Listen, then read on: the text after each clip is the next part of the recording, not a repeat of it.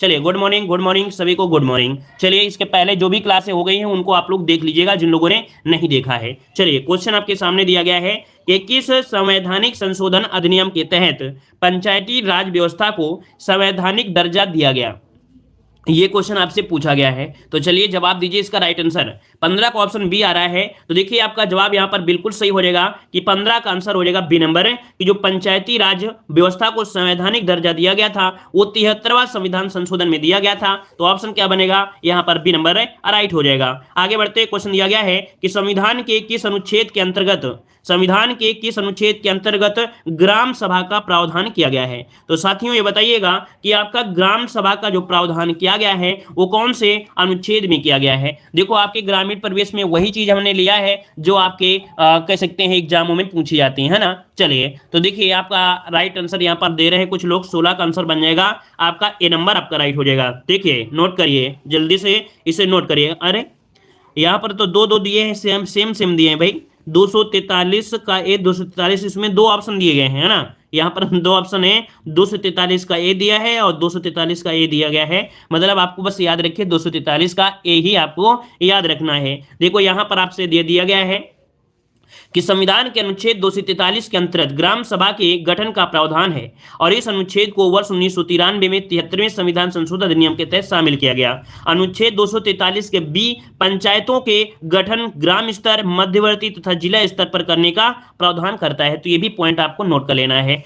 आगे बढ़ते हैं, क्वेश्चन दिया है ग्राम सभा की कार्यपालिका है, ग्राम सभा की कार्यपालिका पूछा गया है। तो ग्राम सभा की कार्यपालिका इनमें से बताइए क्या हो सकता है। तो ग्राम सभा से तो ग्राम पंचायत हो जाएगा, क्या हो जाएगा ग्राम पंचायत हो जाएगा। तो ऑप्शन क्या बनेगा यहां पर बन जाएगा आपका ए नंबर हो जाएगा ग्राम पंचायत, आंसर राइट हो जाएगा। मतलब ग्राम पंचायत को ग्राम सभा की कार्यपालिका भी कहा जाता है, थ्योरी पॉइंट में नोट करिएगा, ठीक है ना। इसके सदस्यों का निर्वाचन प्रत्यक्ष रूप से होता है, ठीक है। ग्राम पंचायत के अध्यक्ष के चुनाव की प्रक्रिया राज्य द्वारा निर्धारित रीति के अनुसार होती है। तो ऑप्शन क्या बनेगा यहां पर आंसर आपका ए नंबर राइट हो जाएगा, ठीक है। चलिए आगे बढ़ते हैं, क्वेश्चन आपसे अगला पूछा गया है। यहां पर देखिए अगला क्वेश्चन, निम्नलिखित में से कौन सा ग्राम सभा का कार्य है। यहां पर देखिए ग्राम सभा का कार्य पूछा गया है, तो सामुदायिक कल्याण हो गया, सामुदायिक कल्याण हो गया, बजट पर विचार विमर्श हो गया है ना, वार्षिक लेखा पर चर्चा हो गया। तो ऑप्शन क्या हो जाएगा यहां पर आंसर हो जाएगा डी नंबर इसका राइट हो जाएगा, ठीक है। डी नंबर इसका राइट हो जाएगा। आगे बढ़ते हैं, क्वेश्चन दिया गया है पंचायतों का निर्वाचन कौन करता है। पंचायतों का निर्वाचन कौन करता है, केंद्रीय चुनाव आयोग, राज्य चुनाव आयोग, विधानसभा या विधान परिषद। तो अभी अभी हमने आपको बताया था कि कौन राज्य चुनाव आयोग करता है। याद रखिएगा कि पंचायतों का निर्वाचन कौन करता है, राज्य चुनाव आयोग करता है। ऑप्शन क्या बनेगा यहाँ पर बी नंबर राइट हो जाएगा, बी नंबर आपका बन जाएगा, ठीक है ना। आर्टिकल भी देख लीजिएगा क्योंकि आर्टिकल भी आपसे पूछा जा सकता है। यहां पर देखिए आर्टिकल नंबर है 243 का के। देखिए जो आपका 243 है ना ये बहुत पार्ट में है, मतलब कह सकते हैं ये ए से लेकर शुरुआत होती है और बहुत लंबा तक ये जाता है। तो अभी हम आपको लास्ट में बता भी देंगे इसका, ठीक है। तो पंचायतों के लिए राज्यपाल निर्वाचन आयोग का गठन है ना प्रावधान है, जिसकी नियुक्ति राज्यपाल द्वारा की जाती है। यह आयोग पंचायतों के लिए चुनाव का पर्यवेक्षण, निर्देशन, नियंत्रण करता है, ठीक है। आगे बढ़ते हैं, क्वेश्चन आपसे अगला पूछा है कि भारत में ग्राम पंचायत की कुल संख्या है वो आपकी कितनी है। चलिए ग्राम पंचायत की कुल संख्या पूछा गया है, तो इनमें से कोई नहीं होगा, क्यों, वर्तमान में इनसे आपकी ज्यादा हो चुकी है ना। इस समय जो आपकी हो गई है वो 5, मतलब इनसे ज्यादा हो गई है। तो इस क्वेश्चन को इसके पहले भी हमने बता दिया था, ठीक है। इसमें से आपका कोई नहीं लगाना है। आगे बढ़ते हैं, क्वेश्चन आपसे अगला पूछा गया है कि एक ग्राम पंचायत में महिलाओं के लिए कितने पद आपके आरक्षित होंगे। अब आप लोग बताइए जो ग्राम पंचायत के लिए महिलाओं के पद हैं। देखो ग्राम पंचायत की बात किया गया है, जिला पंचायत की बात नहीं किया गया है। जिला पंचायत की बात करता तो आप लोग बोलते 50%, लेकिन बात की गई है ग्राम पंचायत की। तो ग्राम पंचायत के लिए कितने होते हैं, तो आपका आंसर हो जाएगा यहां पर ये नंबर हो जाएगा 33% आरक्षित किए गए हैं। याद रखिएगा 33% हो जाएगा, ठीक है ना। और यहां पर अच्छा देखो एक पॉइंट आपसे यहां पर अगला दिया गया है, अगस्त 2009 में केंद्र सरकार ने महिलाओं को आरक्षित सीटों की संख्या बढ़ाकर, आरक्षित सीटों की बात किया गया है, 50% तक कर दी है। बिहार कहां पर, बिहार, मध्य प्रदेश, उड़ीसा, ये जगह में आपके की गई है, ठीक है। और आगे बढ़ते हैं, क्वेश्चन दिया गया है कि भारत में ग्राम पंचायतों की संख्या जो आपकी है वो आपकी कितनी है। भारत में ग्राम पंचायतों की जो संख्या है, इस क्वेश्चन को और अच्छे से हम यहाँ पर देख लेंगे। वैसे इसके अकॉर्डिंग जो आंसर आपका 33% है, लेकिन यहाँ पर कुछ आपके ऐसे भी राज्य हैं जहां पर इनके आरक्षित सीटों की संख्या बढ़ाकर ज्यादा कर दी गई है। ठीक है, आगे बढ़ते हैं। क्वेश्चन दिया है भारत में ग्राम पंचायतों की जो संख्या है वो कैसी संख्या है, गांव से अधिक है या गांव से कम है, लेकिन गैर आबादी आपको दिया है। तो इस क्वेश्चन को हमने प्रीवियस क्वेश्चन में बताया था, गैर आबादी वाले गांवों से क्या है, अधिक है। क्या हो जाएगा, गैर आबादी वाले गांवों से क्या है, अधिक है। यहां पर आंसर आपका ए नंबर राइट होगा, ए नंबर होगा, इसे नोट करिएगा, इसके पहले भी हमने आपको बताया भी था। ठीक है, आगे बढ़ते हैं। क्वेश्चन आपसे अगला पूछा गया है, यहां पर है यदि पंचायत भंग होती है तो किस अवधि के अंदर चुनाव होंगे। यहां पर थ्योरी में हमने आपको कवर कराया था, थ्योरी में, कि यदि पंचायत भंग होती है तो किस अवधि के अंदर चुनाव होंगे। यहां पर 3 माह, 6 माह, 1 माह या 1 वर्ष लगेंगे। तो आपका आंसर हो जाएगा यहां पर आपका बी नंबर, याद रखिए 6 माह हो जाएगा, आंसर आपका बी नंबर राइट हो जाएगा। 6 माह के अंदर चुनाव आपके हो जाएंगे। ठीक है ना। और यहां पर आगे बढ़ते हैं। क्वेश्चन दिया गया है निम्नलिखित में एक व्यक्ति के लिए पंचायत का सदस्य बनने की जो न्यूनतम आयु होती है वो कितनी आयु होती है। एक व्यक्ति के लिए पंचायत का सदस्य चुनने के लिए कितनी आयु होती है, यहां पर का आपका राइट आंसर हो जाएगा। चलिए 21 वर्ष बिल्कुल सही है। देखो हमने बताया था 21 वर्ष होती है। अगर 21 वर्ष आपके हो गए हैं तो पंचायत का सदस्य बनने की आपके अंदर योग्यता हो गई है। हाँ, अगर बात करें कि वोट देने का या बात करें ग्राम सभा का सदस्य बनने के लिए, याद रखिए यहां पर आपसे 2 पॉइंट समझिएगा जो हम बताने वाले हैं। पंचायत का सदस्य बनने के लिए 21 वर्ष जरूरी होती है, लेकिन यहां पर अगर आप पूछे 18 तो 18 तो वोट देने का होता है, लेकिन यह भी पूछ सकता है कि ग्राम सभा का सदस्य बनने हेतु न्यूनतम आयु सीमा क्या होती है। तो ग्राम सभा का सदस्य बने, आपके दिमाग में ये भी पॉइंट आता होगा ना कि भैया गांव में तो हमारे छोटे बच्चे भी हैं, वो भी सदस्य हैं, लेकिन नहीं, ये पॉइंट गलत है। सही क्या होता है कि 18 वर्ष जो कि ग्राम सभा का सदस्य बनने के लिए न्यूनतम आयु होती है 18 वर्ष। अब जो होता मतलब ये होता है जो आपकी क्या होती है, वोटर लिस्ट होती है। वोटर लिस्ट होती है तो भाई वोटर लिस्ट में जिनका नाम होगा वही कहा जाएगा कि ये ग्राम सभा के क्या है, सदस्य हैं। ठीक है ना, ये कहा जाएगा। तो इस कारण से 18 वर्ष होती है जो कि वोट देने का और ग्राम सभा बनने का, ठीक है ना, सदस्य बनने का। आगे बढ़ते हैं। क्वेश्चन आपसे अगला पूछा गया है, यहां पर पंचायत के आय के स्रोतों में किसे शामिल किया गया है। पंचायतों के आय में, तो देखिए पंचायत के आय के जो स्रोत हैं वो आपके क्या होते हैं, पंचायत के आय के स्रोत में क्या होते हैं, जैसे व्यापार और रोजगार कर, मनोरंजन कर, दुग्ध उत्पादन कर, अर्थात ऑप्शन क्या हो जाएगा, डी नंबर, उपरोक्त सभी आपका आंसर राइट हो जाएगा। ठीक है, आगे बढ़ते हैं। क्वेश्चन आपसे अगला पूछा गया है, संविधान के किस अनुच्छेद के तहत पंचायतों की वित्तीय स्थिति का पुनर्लोकन करने के लिए राज्य वित्त आयोग का गठन करेगा। अर्थात पूछा गया है राज्य वित्त आयोग। अब ये बताइए कि राज्य वित्त आयोग का जो गठन होगा वो कौन से आर्टिकल में होगा। यहां पर जवाब दीजिएगा, यहां पर राइट आंसर क्या हो जाएगा। चलिए तो चलिए 26 का ऑप्शन क्या होगा, देखिए 26 का ऑप्शन हो जाएगा सी नंबर, 243 का फर्स्ट, इसका आंसर आपका सी नंबर राइट हो जाएगा। आगे बढ़ते हैं। क्वेश्चन आपसे अगला पूछा गया है, यहां पर देखिए अगर क्वेश्चन ये पूछे कि जो राज्य वित्त आयोग है इसके गठन में प्रावधान किया है, इसकी नियुक्ति 5 वर्ष तक राज्यपाल द्वारा की जाती है। किसके द्वारा, राज्यपाल के द्वारा 5 वर्ष तक की जाती है। ठीक है, आगे बढ़ते हैं। क्वेश्चन आपसे अगला पूछा गया है कि अनुसूची के अंतर्गत पंचायतों को दिए गए विषयों की संख्या कितनी है। अनुसूची के अंतर्गत पंचायतों को दिए गए विषयों की संख्या, तो अब आपके ये क्या होगा, थोड़ा नया क्वेश्चन होगा, नोट करिएगा। इसका राइट आंसर हो जाएगा आपका बी नंबर।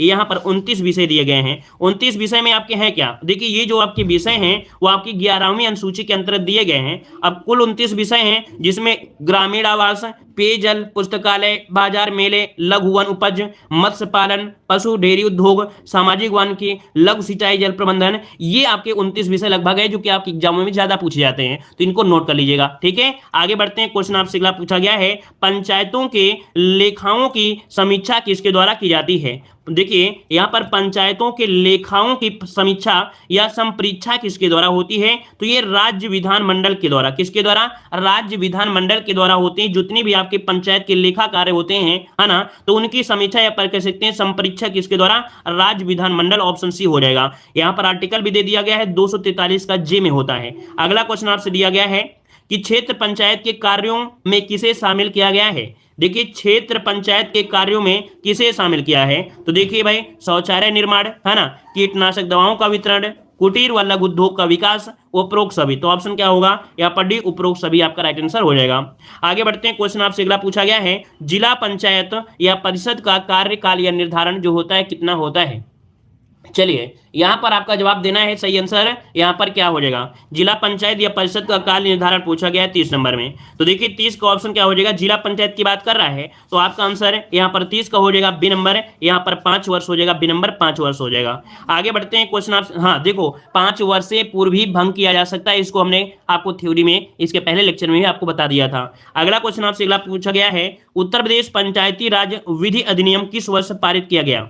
उत्तर प्रदेश पंचायती राज विधि अधिनियम किस वर्ष पारित किया गया। चलिए 31 नंबर में ये पारित किया गया था 1994 में। इसका राइट आंसर बनेगा यहाँ पर आपका डी नंबर। थोड़ा सा आज की कठिन क्वेश्चन है ना, क्वेश्चन जो आपके हैं वो आपके थोड़ा सा कठिन लग रहे होंगे, तभी तो क्या हो रहा है, बच्चे आते हैं और चले जाते हैं, क्यों, क्योंकि कठिन क्वेश्चन उनको समझ नहीं आते हैं। देखिए 1994 में पारित किया गया और इस अधिनियम के पारित होने के पश्चात पंचायती राज संस्था को संवैधानिक दर्जा प्राप्त हो गया था, याद रखिएगा। आगे बढ़ते हैं, क्वेश्चन आपसे अगला पूछा गया है कि उत्तर प्रदेश में कौन से पंचायती कौन सी स्तरीय पंचायती राज व्यवस्था को अपनाया गया है, अर्थात उत्तर प्रदेश में कौन सी स्तरीय पंचायती व्यवस्था है। यहां पर आंसर क्या होगा, तो देखिए यहाँ पर आंसर हो जाएगा आपका यहाँ पर बी नंबर, त्रिस्तरीय पंचायती राज व्यवस्था है ना। यहाँ पर देख सकते हैं ग्राम स्तर पर आपको ग्राम पंचायत और मध्य स्तर या विकास खंड स्तर पर आपका या जिला स्तर ब्लॉक स्तर पर जो आपका क्षेत्र पंचायत होता है और जिला स्तर पर आपका जिला पंचायत होता है। ठीक है, हाँ एक पॉइंट याद रखिए, पंचायती राज व्यवस्था की मूल इकाई ग्राम होती है।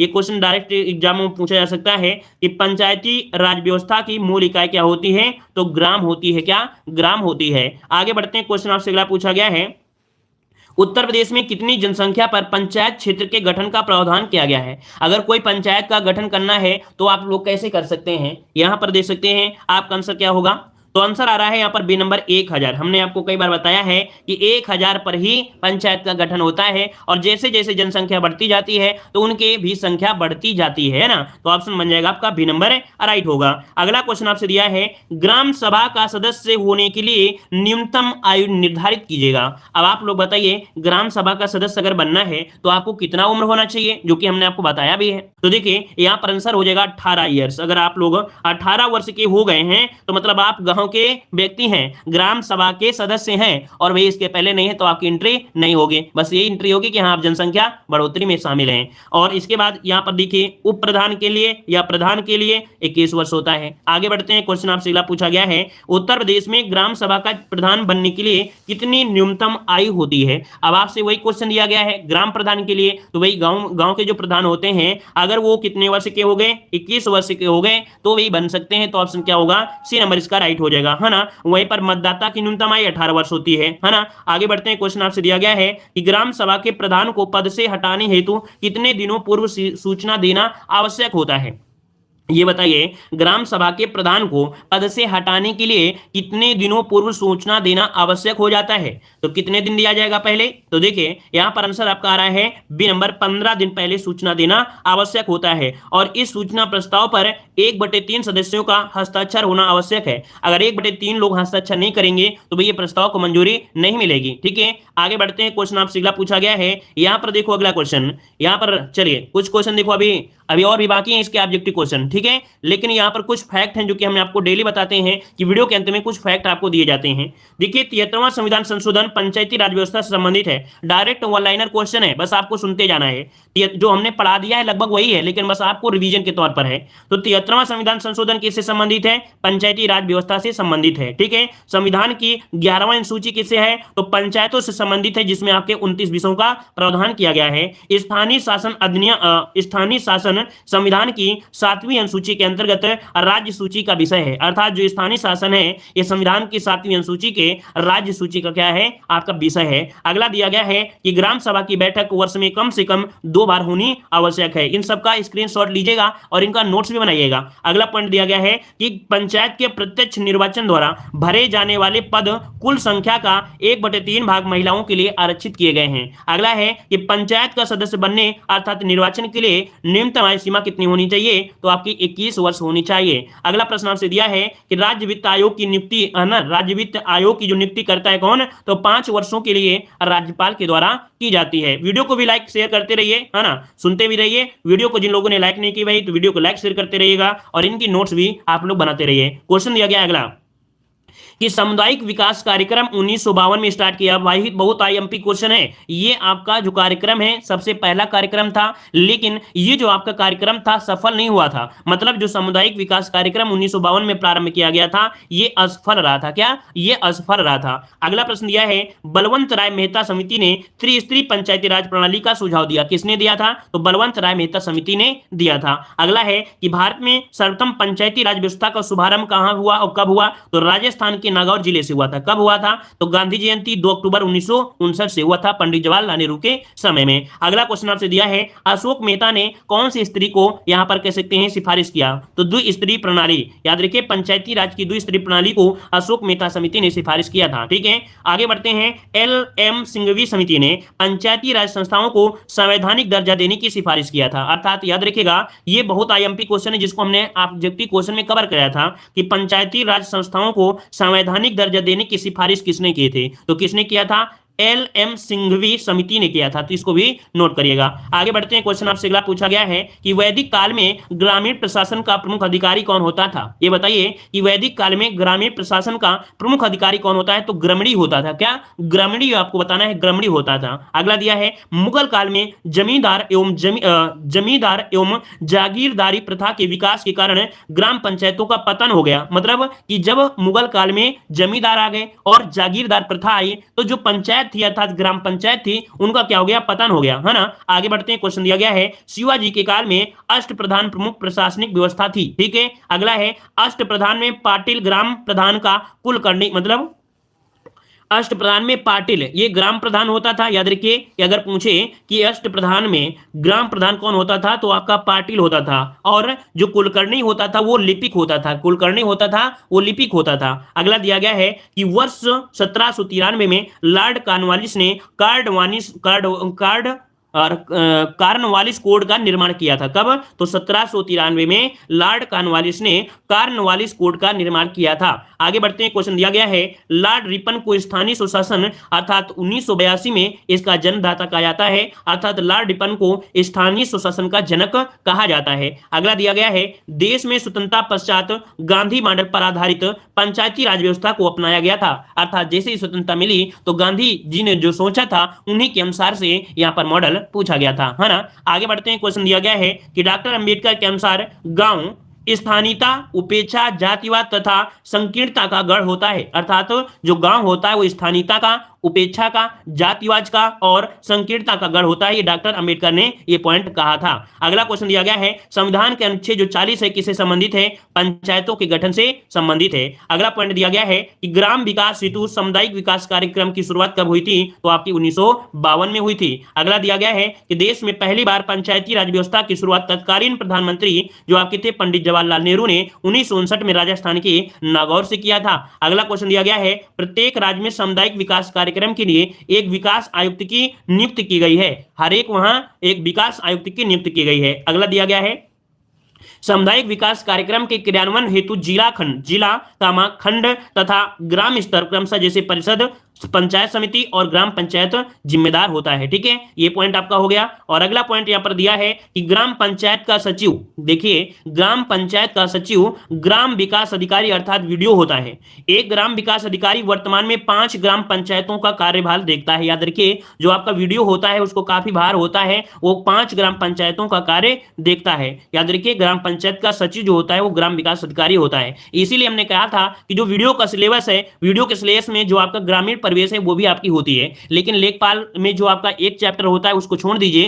टोटल ग्रामीण परिवेश आपके वीडियो एग्जाम में होती है। तो अगर आप लोग यहाँ पर वीडियो एग्जाम की तैयारी कर रहे हैं या ग्रामीण लेखपाल की तैयारी कर रहे हैं तो आप लोग ग्रामीण परिवेश अच्छी तैयारी करते रहिए, दोनों का काम एक साथ हो रहेगा।